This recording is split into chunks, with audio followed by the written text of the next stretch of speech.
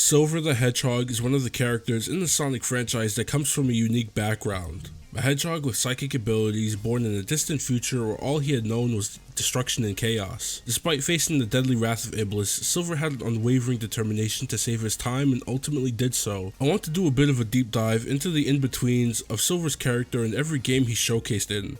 The problem is, he's not featured in many games, and what he's given is by and large so minimal that it's hard to really get a read on Silver without looking elsewhere.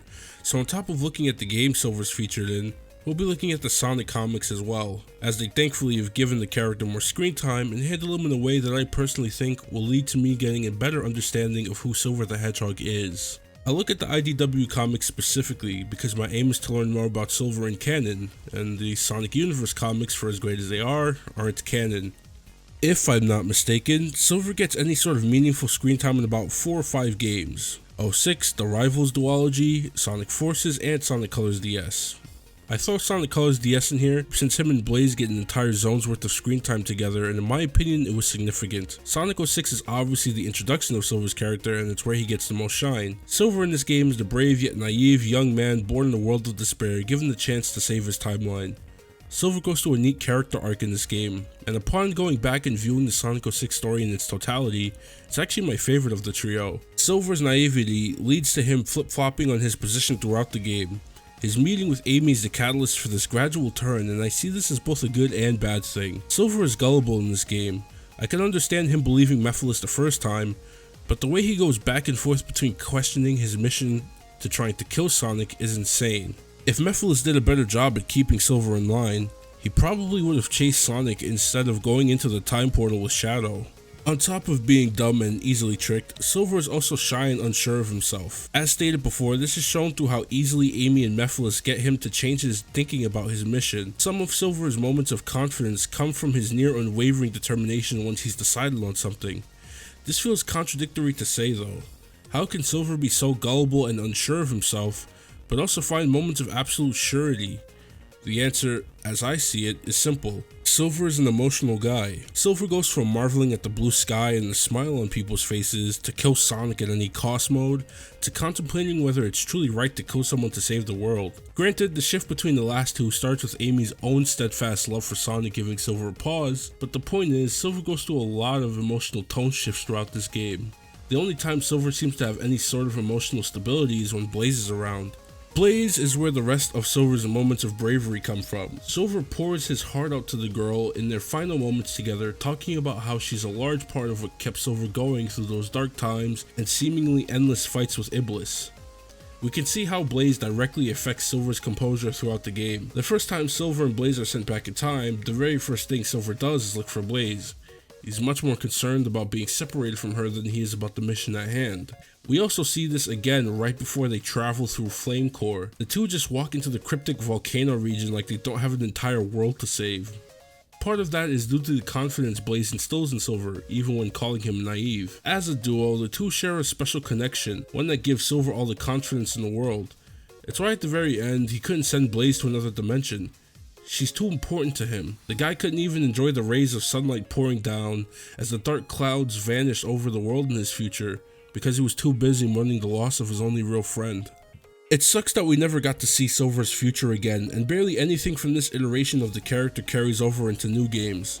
I know that at the end of Sonic 06, Sonic and Elise managed to have vague feelings about each other. This means that most of the cast likely got memory wiped about the Solaris incident, but man, a story about Silver overcoming the loss of his closest friend and learning to be strong on his own would have ruled if they didn't commit to the whole no memory thing. I'm rambling fanfiction here, I know, but I really like Silver in this game. The potential for where he could have gone as a character is lost to time, and that's annoying to think about. I love him here, and that's much more than I can say for how he's portrayed going forward.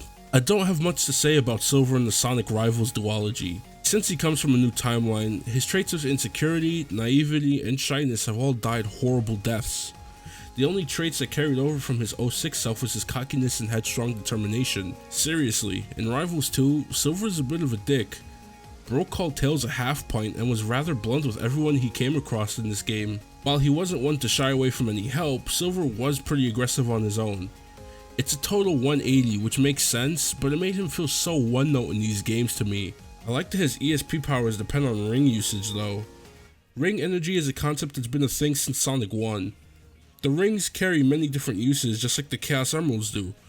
I wonder if Silver developed his powers through ring energy and not chaos energy as I originally believed he did. Maybe they're one and the same. In stark contrast to the Rivals games, Silver in Colors DS feels like a good extension of his 06 character. He's more cheerful, a bit goofier and more helpful here. This Silver feels like the one that comes from a good future. One who doesn't remember or had to go through the insane hardships he once faced in a different time, but still ends up becoming a powerful being. He interestingly feels more like Sonic here, which I want to believe is intentional. I hold the opinion that Sonic and Shadow aren't so different from each other as characters, so it makes sense that Silver is either a mix of both or leans one way more than the other. IDW Silver feels the closest to Colors DS Silver in my opinion. Once again, he's a very cheerful and goofy dude who can get serious when he needs to. The only thing separating him from Sonic here is that Sonic's got a little dose of that snark to his personality, and while he can be earnest, he'll likely crack a joke before doing so. Silver is all the way earnest, and it makes him an endearing character to read in these comics. I also don't have much to say about Silver and Sonic Forces. Great to see him taking on a leadership role. His willingness to help and inspire others shines through in this one scene, but then he gets clapped by Infinite, and that's pretty much it for any significant screen time for Silver. He oddly dismisses Amy's hopes for Sonic being okay in the scene, which I thought was weird. I know Eggman messed him up pretty bad, but Silver has seen Sonic do insane stuff before. He literally watched him defeat a beast that controls time. I guess they wanted to sell the severity of the beatdown handed to Sonic by Eggman and Infinite, but I didn't like that Silver was the guy that doubts Sonic. It felt like bad writing that soured what was an otherwise solid appearance for Silver. So, based on all the information I've gathered throughout the games and comics that feature Silver the most, how would I describe him? I think like Sonic and Shadow, Silver has an arrogant side to him, one that shows itself hand in hand with his borderline reckless, aggressive tendencies.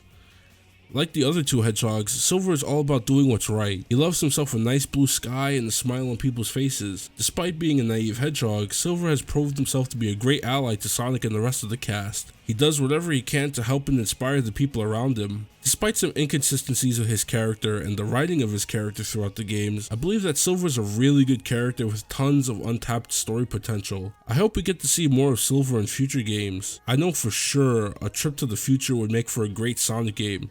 So here's to hoping he gets a spotlight soon. Any thoughts about Silver the Hedgehog? Leave a comment below.